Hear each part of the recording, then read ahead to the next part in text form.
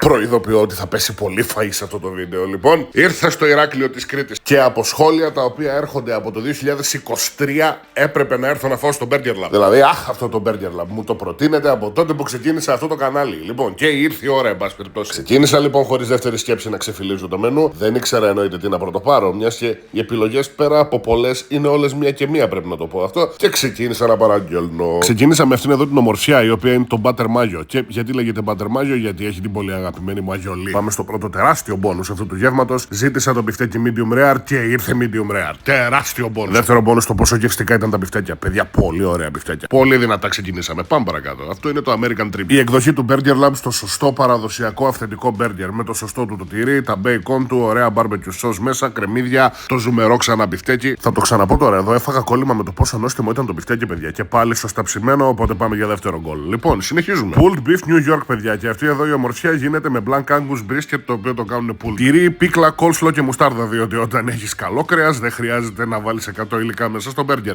Βάζεις τόσο όσο. Και ενώ το pulled pork γενικά το έχω βαρεθεί γιατί έχω φτιάξει τόνους, αυτό ήταν τόσο πιπεράτο, ζουμερό και γευστικό που το καραγούσταρα. Πάμε τώρα στα δικά μου τα γούστα. Αχ, πολύ αγαπημένα buffalo chicken wings. Σε όποιο μαγαζί και να πάω, ακόμα και στην Bangkok να πάω, άμα δω buffalo chicken wings θα τα πάρω. Μου είπαν εδώ ότι το πανάρισμά του είναι ένα πολύ μεγάλο μυστικό που έχει το μαγαζί, το οποίο φυσικά δεν μου αποκάλυψαν ό,τι και να έκανα και προσπάθησα, παιδιά, πιστέψτε με. Και τους καταλαβαίνω γιατί αυτές οι φτερούγες δεν ξέρω πόσοι δοκιμάσατε, γιατί πολλοί μου προτείνατε κιόλας να τις δοκιμάσω. Ήταν όντως μια γευστική επανάσταση. Μεγάλη σημείωση η buffalo sauce τους επειδή είναι χειροποίητη και δεν είναι για φλόρους. Και πάμε και ένα αποκορύφωμα με ένα Mary Lovers γιατί ένιωθα ένα κενό. Το οποίο, παιδιά, παίζει να ήταν η πιο επικάνωστιμη στιγμή του γεύματος. Crispy booty κοτόπουλο, πάρα πολύ σωστά τηγανισμένο και πεντανόστιμο. Bacon, iceberg, ωραίε sauce. Άφησα και την buffalo τη χειροποίητη για να βουτήξω μέσα έτσι. Πάμε. Εδώ μεταξύ μια παρένθεση ρε. Κοιτάω τώρα τα πλάνα. Τι κούκλος που έχω βγει σε αυτό το βίντεο. Γι' αυτό βγάζουν τόση ζήλια οι haters στα σχόλια. Ζηλιάρικα, σχημόπαπα.